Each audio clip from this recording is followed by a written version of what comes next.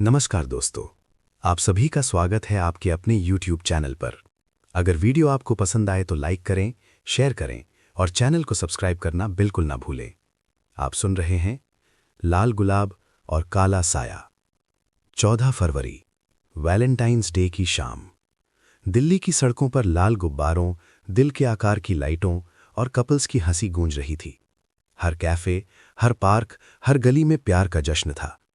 लेकिन उसी शहर के एक कोने में, एक पुरानी कॉलोनी के बीच खड़ा रोजविला बंगला अजीब खामोशी में डूबा था, जैसे वो इस दिन से नफरत करता हो। आरव और निशा 3 साल से रिलेशनशिप में थे।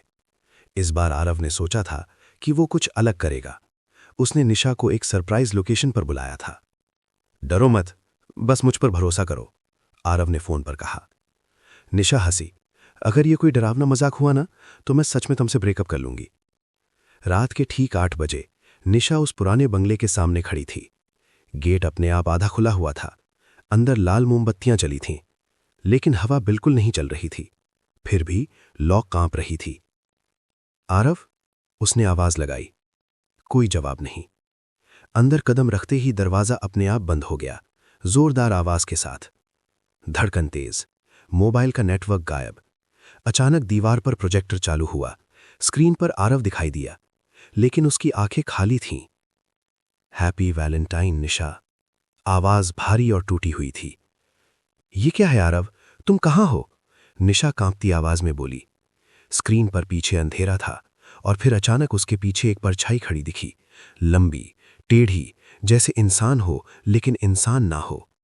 स्क्रीन झिलमिलाई और बंद। अचानक पीछे से किसी ने उसके कंधे को छुआ। निशा मुड़ी, लेकिन वहां कोई नहीं था। फर्श पर एक लाल गुलाब पड़ा था, जिस पर खून की बूंद टपक रही थी। तभी ऊपर की मंजिल से कदमों की आहट आई, धीमी, भारी, खुरचती हुई। निशा के पैरों ने जैसे खुद चलना शुरू कर दिया। सीढ़ियां चढ़ते हुए उसे दीवारों पर तस्वीरें दिखीं। हर तस्वीर में वही थी, लेकिन उसके साथ कोई और लड़का था, अलग अलग चेहरों के साथ। हर तस्वीर पर तारीख 14 फरवरी। आखिरी तस्वीर में तारीख आज की थी, और उस तस्वीर में वो अकेली खड़ी थी, पीछे वही साया।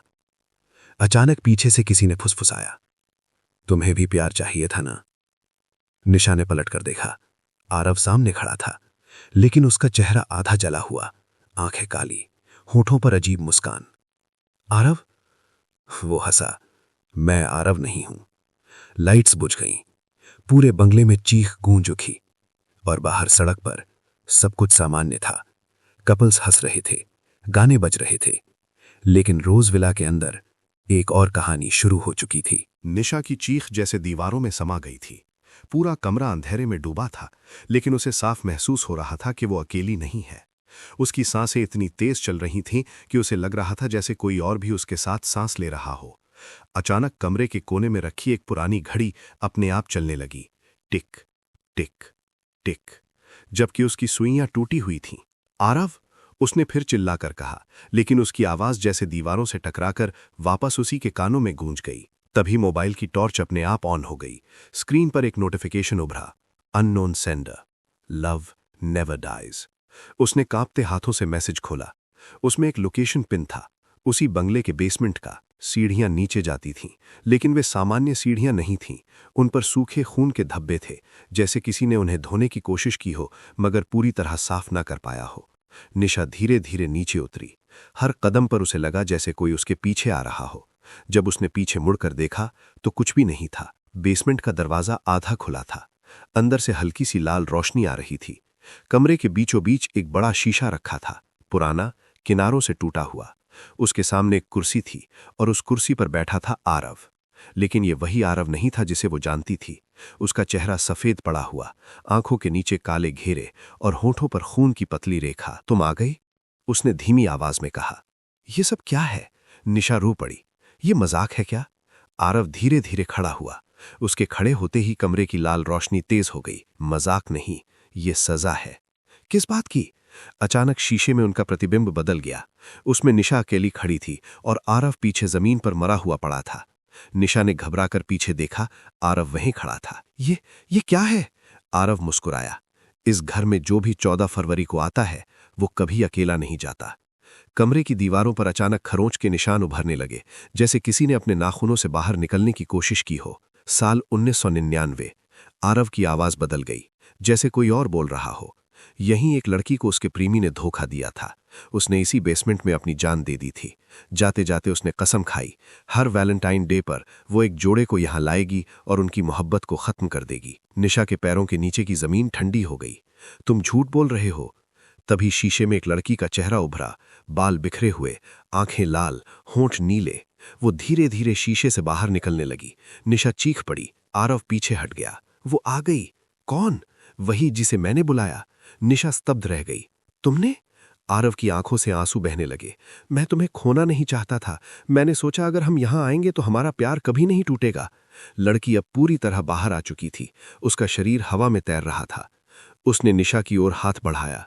उसके हाथ बर्फ जैसे ठंडे थे। प्यार हमेशा खून मांगता है। उसकी आवाज फुसफुसाहट जैसी थी। कमरे की लाइट्स फटने लगीं। शीशा चटक गया। निशा भागने लगी, लेकिन दरवाजा बंद हो चुका था। लड़की की हंसी पूरे बेसमेंट में गूंज रही थी। इस बार तुम दोनों में से कोई एक ही जिंदा जाएगा। अचानक आरव ने निशा को धक्का दिया और खुद उस आत्मा की तरफ बढ़ गया। मुझे ले लो, उसे छोड़ दो। आत्मा की आंखें चमकी। बलिदान। कमरे की दीवारों से खून रिसने लगा। निशा चिल्लाई, नहीं, लेकिन अगले ही पल सब कुछ अंधेरे में डूब गया। जब निशा ने आंखें खोलीं, वो बंगले के बाहर सड़क पर पड़ी थी। सुबह हो चुकी थी। लोग उसके आसपास खड़े थे। क्या हुआ? किसी ने पूछा। निशा ने तुरंत बंगले की ओर देखा। वो पूरी तरह जला हुआ था। फायर ब्रिगेड वाले राख में कुछ ढूंढ रहे थे और तभी एक स्ट्रेचर बाहर लाया गया। उस पर एक जला हुआ शव था। निशा की सांस रुक गई। वो आरव था, लेकिन जैसे ही स्ट्रेचर पास से गुजरा, उसने देखा आरव की आंखें खुली हुई थीं और होठों पर वही अजीब मुस्कान थी। धीरे से उसके कानों में एक फुसफुसाहट गूंजी। अभी तो खेल शुरू हुआ है। सुबह की धूप सामान्य थी, लेकिन निशा की दुनिया अब सामान्य नहीं रही थी। फायर ब्रिगेड की गाड़ियां जा चुकी थीं। पुलिस रिपोर्ट में लिखा गया, शॉर्ट सर्किट से आग लगी, एक युवक की मृत्यु। मामला बंद। लेकिन क्या सच में मामला बंद था? निशा अस्पताल के बेड पर बैठी थी। उसके हाथों में हल्की जलन थी, बाल बिखरे हुए थे। डॉक्टर बार बार पूछ रहे थे, आपको कुछ याद है? उसे सब याद था। बेसमेंट, शीशा, वो लड़की और आरव की मुस्कान। रात को जब वो घर लौटी, पूरा कमरा सन्नाटे में डूबा था। उसने मोबाइल उठाया।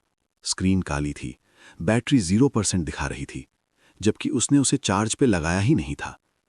अचानक मोबाइल अपने आप ऑन हो गया। स्क्रीन पर वही मैसेज, लव नेवर डाइज। निशा के हाथ कांपने लगे। उसने तुरंत फोन स्विच ऑफ किया, लेकिन कमरे की दीवार पर टंगी तस्वीर अपने आप गिर गई। फ्रेम का शीशा टूट गया। तस्वीर में वो और आरव मुस्कुरा रहे थे, लेकिन अब तस्वीर में आरव का चेहरा जला हुआ दिख रहा था। ये सपना है, उसने खुद से कहा। तभी पीछे से वही फुसफुसाहट, तुम मुझे छोड़कर कैसे जा सकती हो? निशा मुड़ी। कोई नहीं था, लेकिन कमरे का तापमान अचानक गिर गया। सांस से धुंध निकलने लगी। अचानक टीवी अपने आप ऑन हो गया। न्यूज चैनल पर पुरानी खबर चल रही थी। साल 1999 की एक लड़की की तस्वीर दिखाई गई। उसका नाम था रिया मल्होत्रा। उसने 14 फरवरी को आत्महत्या कर ली थी। कारण, प्रेमी द्वारा धोखा। निशा का दिल तेज धड़कने लगा। यही वो चेहरा था जो शीशे से बाहर आया था। टीवी की स्क्रीन झिलमिलाई और अचानक रिया की तस्वीर की जगह निशा की तस्वीर आ गई। नीचे लिखा था, नेक्स्ट विक्टिम निशा। टीवी बंद। निशा चीख पड़ी। उसी वक्त दरवाजे की घंटी बजी। डरते डरते उसने दरवाजा खोला। बाहर एक कुरियर बॉक्स रखा था। उसने चारों ओर देखा, कोई नहीं। बॉक्स पर लिखा था, फॉर एटर्नल लव। निशा ने कांपते हाथों से बॉक्स खोला। अंदर एक पुरानी डायरी थी। डायरी के पहले पन्ने पर लिखा था, अगर तुम ये पढ़ रही हो तो अगला नंबर तुम्हारा है। निशा ने पढ़ना शुरू किया। डायरी रिया की थी। उसमें लिखा था कि उसका प्रेमी उसे इसी बंगले में लेके आया था। उसने वादा किया था कि वो उससे शादी करेगा, लेकिन उसी रात उसने उसे धोखा दिया। किसी और लड़की के साथ भाग गया। रिया टूट गई। उसने उसी बेसमेंट में फांसी लगा ली। मरते समय उसने कसम खाई, हर साल 14 फरवरी को मैं एक प्रेमी को अपने साथ ले जाऊंगी जब तक कोई सच्चा बलिदान नहीं होगा। निशा की आंखों से आंसू बहने लगे। तो आरव, क्या उसका बलिदान सच्चा था? अचानक डायरी के आखिरी पन्ने पर शब्द अपने आप उभरने लगे। नहीं, वो सच्चा नहीं था। कमरे में अचानक हवा का तेज झोंका आया। लाइट्स फट गईं। अंधेरे में उसे आरव की परछाई दिखी। तुमने मुझसे झूठ बोला, वो बोली। आरव की आवाज गूंजी। मैंने तुम्हें बचाने के लिए खुद को सौंपा, लेकिन उसने मुझे स्वीकार नहीं किया। क्यों? अचानक दीवार पर खून से लिखा उभरा, क्योंकि धोखा देने वाला जिंदा है। निशा के दिमाग में बिजली सी कौंधी। क्या आरव ने भी कभी किसी को धोखा दिया था? क्या रिया का प्रेमी अभी भी जिंदा था? तभी मोबाइल फिर से बजा। Unknown number. उसने रिसीव किया। दूसरी तरफ से एक धीमी ठंडी आवाज आई। सच जानना है तो वापस आओ, रोज विला में। निशा कांप उठी। वो तो जल चुका है। आवाज हंसी। घर कभी नहीं जलता, वो बस रूप बदलता है। फोन कट गया। निशा ने खिड़की से बाहर देखा। दूर जहां बंगला था, वहां राख के बीच फिर से वही इमारत खड़ी थी, सही सलामत। और उसकी बालकनी में एक लड़की खड़ी थी, रिया। उसने हाथ हिलाया, जैसे किसी मेहमान को दोबारा बुला रही हो। निशा की आंखों में डर के साथ एक अजीब दृढ़ता उभरी। इस बार मैं भागूंगी नहीं।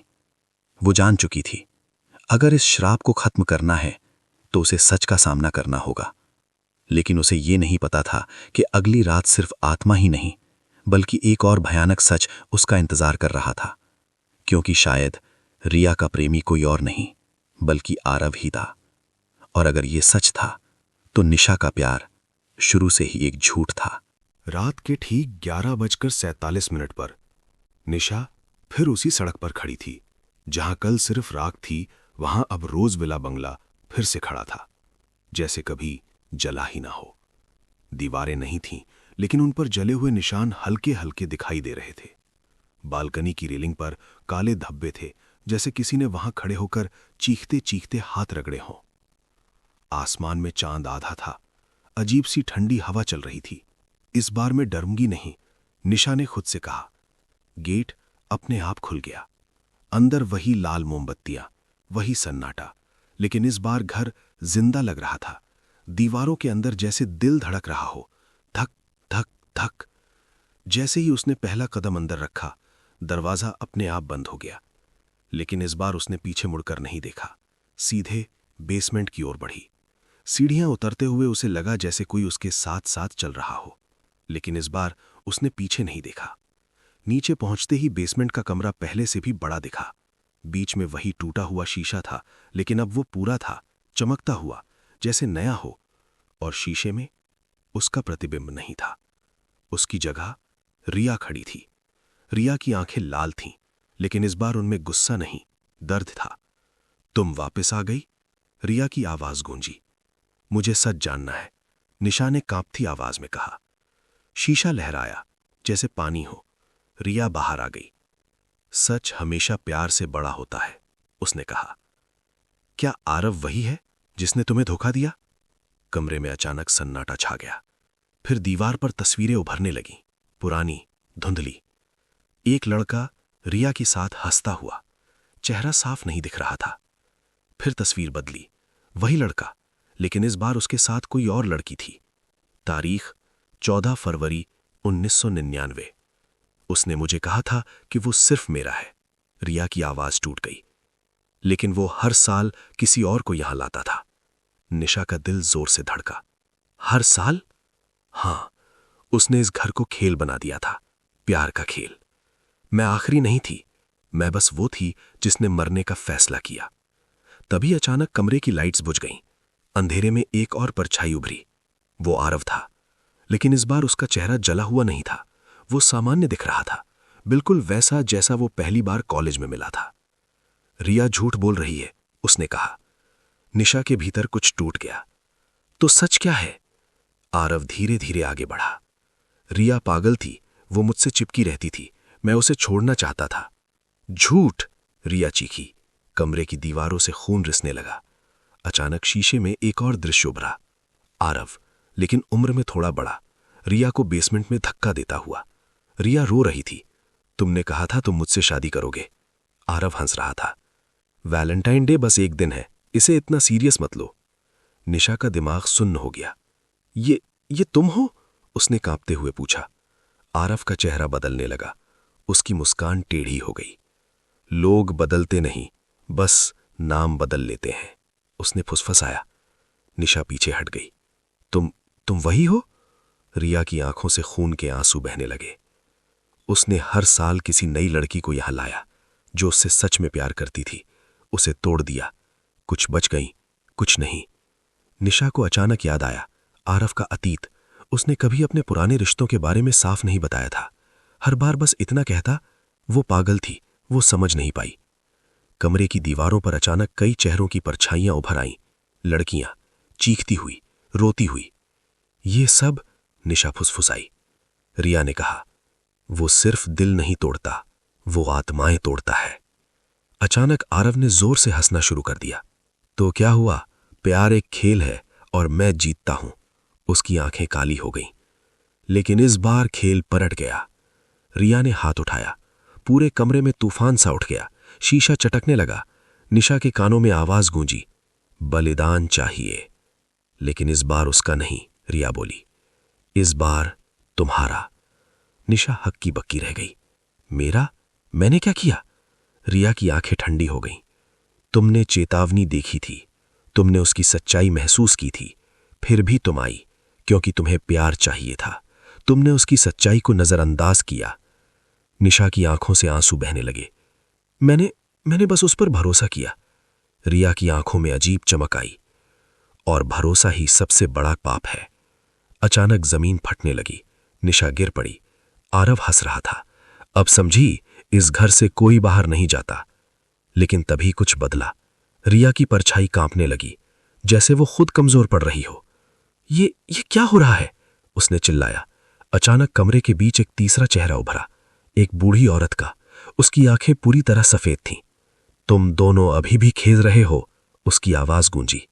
रिया पीछे हट गई। आरव का चेहरा पीला पड़ गया। मां? उसने फुसफुसाया। निशा के कानों में बिजली सी गिरी। मां? बूढ़ी औरत हंसी।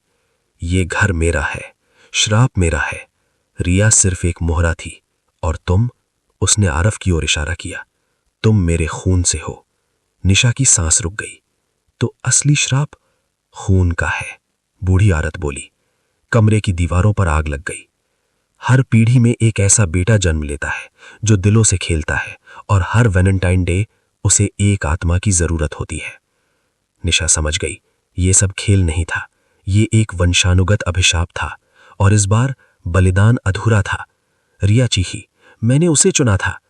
बूढ़ी औरत हंसी। लेकिन इस बार लड़की जिंदा है। उसकी आंखें निशा पर टिक गईं। और अगर ये खुद को चुने तो ये श्राप खत्म हो सकता है। कमरा सन्नाटे में डूब गया। निशा कांप रही थी। खुद को चुने मतलब? बूढ़ी औरत की आवाज गूंजी। अगर तुम अपने प्यार को छोड़ दो, अपने दिल को मार दो, तो ये श्राप खत्म हो सकता है। लेकिन अगर तुम उसे चुनती हो तो तुम्हारी आत्मा इस घर की हो जाएगी। आरव ने हाथ बढ़ाया। निशा, मुझ पर भरोसा करो। रिया चीखी, मत करना। कमरा कांप रहा था। समय रुक गया था और निशा के सामने सबसे बड़ा सवाल था, प्यार या मुक्ति। उसने धीरे धीरे आंखें बंद की और फुसफुसाई, मैं खुद को चुनती हूं। अचानक तेज रोशनी फैली। चीखों की आवाज गूंजी। घर की दीवारें टूटने लगीं। आरव की चीख, नहीं! और फिर सन्नाटा। जब निशा ने आंखें खोली, वो सड़क पर खड़ी थी। सामने खाली प्लॉट था। कोई बंगला नहीं, कोई आग नहीं, कोई परछाई नहीं। लेकिन उसके हाथ में एक लाल गुलाब था जिस पर खून की बूंद टपक रही थी, और हवा में वही फुसफुसाहट, खेल अभी खत्म नहीं हुआ। 14 फरवरी की सुबह थी। कैलेंडर पर वही तारीख चमक रही थी जिसे पूरी दुनिया वैलेंटाइन डे के नाम से जानती है। लेकिन निशा के लिए ये तारीख अब सिर्फ एक दिन नहीं, बल्कि एक दहशत बन चुकी थी। जहां कभी रोज विला बंगला खड़ा था, वहां अब सिर्फ एक खाली प्लॉट था। सूखी घास, जली हुई मिट्टी और हवा में अजीब सी ठंडक। पिछली रात जो कुछ हुआ था, क्या वो सच था या किसी भयावह सपने का हिस्सा। उसके हाथ में अब भी वही लाल गुलाब था जिसकी पंखुड़ियों पर जमे हुए गहरे लाल धब्बे सूख कर काले पड़ चुके थे। उसने उसे फेंकने की कोशिश की पर उंगलियां जैसे सुन्न थीं। उसे एहसास हुआ कुछ अभी भी खत्म नहीं हुआ है। वो खाली प्लॉट के बीच तक चली गई। अचानक जमीन के बीचों बीच एक दरवाजा उभर आया, बिना दीवारों के, बिना किसी घर के। हवा रुक गई। आसपास की आवाजें जैसे गायब हो गईं। दरवाजे पर लाल रंग से उभरे अक्षर चमक रहे थे। 14 फरवरी, फॉरएवर। निशा का गला सूख गया, लेकिन उसके भीतर एक अजीब सी दृढ़ता भी थी। उसने धीरे से दरवाजा धक्का दिया। वो अपने आप खुल गया। अंदर वही बेसमेंट था, ठंडा, नमी से भरा, और बीच में खड़ा वही बड़ा आईना। लेकिन इस बार आईने में उसका प्रतिबिंब नहीं था, सिर्फ गहरा अंधेरा। वो एक कदम आगे बढ़ी तो आईने की सतह पानी की तरह लहराई। उसी लहर से रिया की परछाई उभरी। रिया का चेहरा अब वैसा डरावना नहीं था, उसमें दर्द की जगह एक थकी हुई शांति थी। उसने धीमे स्वर में कहा कि श्राप किसी एक इंसान से नहीं, बल्कि भावना से जुड़ा था। उस प्यार से जो अधिकार चाहता है, जो अपने सामने वाले को अपनी संपत्ति समझता है। आईने में अचानक दृश्य बदलने लगे। निशा ने खुद को देखा, आरफ के साथ हंसते हुए, सपने देखते हुए, भरोसा करते हुए। फिर वही दृश्य बदल गया। आरफ किसी और से छुपकर बात कर रहा था, झूठ बोल रहा था, मुस्कुरा रहा था। निशा के सीने में कसक उठी। सच हमेशा उसके सामने था, लेकिन उसने उसे देखने से इनकार कर दिया था। उसने अपने ही दिल को धोखा दिया था। तभी आईने में आरफ का चेहरा उभरा। वो जैसे किसी आग में फंसा हुआ था। उसकी आंखों में डर था। वो मदद मांग रहा था। निशा, मुझे यहां से निकालो। उसकी आवाज आईने की दरारों से रिसती हुई बाहर आई। निशा का दिल कांप गया। प्यार की पुरानी लहर उसके भीतर उठी, लेकिन साथ ही यादें भी। झूठ, अनदेखी सच्चाई, टूटे हुए भरोसे। उसने रिया की ओर देखा। रिया की आंखों में एक सवाल था, क्या वो फिर वही गलती दोहराएगी? कमरे की दीवारों पर उन सभी लड़कियों की परछाइयां उभर आईं जो कभी इस श्राप का हिस्सा बनी थीं। उनकी आंखों में सिर्फ एक ही पुकार थी, खुद को मत खोना। निशा आईने के बिल्कुल सामने आकर खड़ी हो गई। आरफ का हाथ बाहर निकल आया था, बस 1 इंच की दूरी पर। अगर वो चाहती तो उसे पकड़ सकती थी। उस एक स्पर्श से शायद सब कुछ बदल जाता। लेकिन उसी क्षण उसे समझ आया, प्यार किसी को बचाने का नाम नहीं, अगर वो खुद बदलना न चाहे। उसने धीरे से आंखें बंद की और फुसफुसाई, मैं तुम्हें माफ करती हूं, लेकिन मैं खुद को नहीं खोऊंगी। आईने में तेज दरारें पड़ने लगीं। रोशनी फट पड़ी। आरव की चीख हवा में टूटकर टिकर गई। रिया की परछाई हल्की होकर धुंध में बदल गई। पूरा बेसमेंट कांपने लगा, जैसे किसी ने उसकी नींव उखाड़ दी हो। एक आखिरी धमाके के साथ आईना चकनाचूर हो गया। जब निशा ने आंखें खोलीं, वो फिर उसी खाली प्लॉट पर खड़ी थी। दरवाजा गायब था, आईना गायब था, उसके हाथ खाली थे। जमीन पर वही सूखा गुलाब पड़ा था, अब बिल्कुल साधारण, बिना किसी खून के धब्बे के। सूरज उग रहा था। लोग अपनी अपनी जिंदगी में व्यस्त थे। किसी को अंदाजा नहीं था कि यहां कभी कोई श्राप था। निशा ने गहरी सांस ली। उसे भीतर से हल्का महसूस हुआ, जैसे किसी भारी जंजीर से मुक्त हो गई हो। वो मुड़ी और धीरे धीरे वहां से चल पड़ी। लेकिन कुछ कदम बाद उसने पीछे देखा। खाली प्लॉट के बीच एक छोटा सा पत्थर पड़ा था। उस पर उकेरा हुआ था RV। हवा में एक हल्की सी फुसफुसाहट तैर गई, डरावनी नहीं बल्कि रहस्यमयी। उसी रात शहर के दूसरे कोने में एक नया जोड़ा वैलेंटाइन डिनर के लिए निकला। लड़का मुस्कुरा रहा था, लड़की भरोसा कर रही थी, और उसी खाली प्लॉट के बीच धुंध के भीतर एक दरवाजा फिर से आकार लेने लगा। आईने की सतह पर इस बार जो चेहरा उभरा वो निशा का था। उसकी आंखें गहरी थीं, होठों पर हल्की मुस्कान थी। फुसफुसाहट फिर गूंजी, प्यार कभी नहीं मरता, बस रूप बदलता है, और हर वैलेंटाइन किसी ना किसी को सच का सामना करना ही पड़ता है। दोस्तों, उम्मीद करता हूं कि आज की कहानी आपको अंत तक बांधे रखने में सफल रही होगी।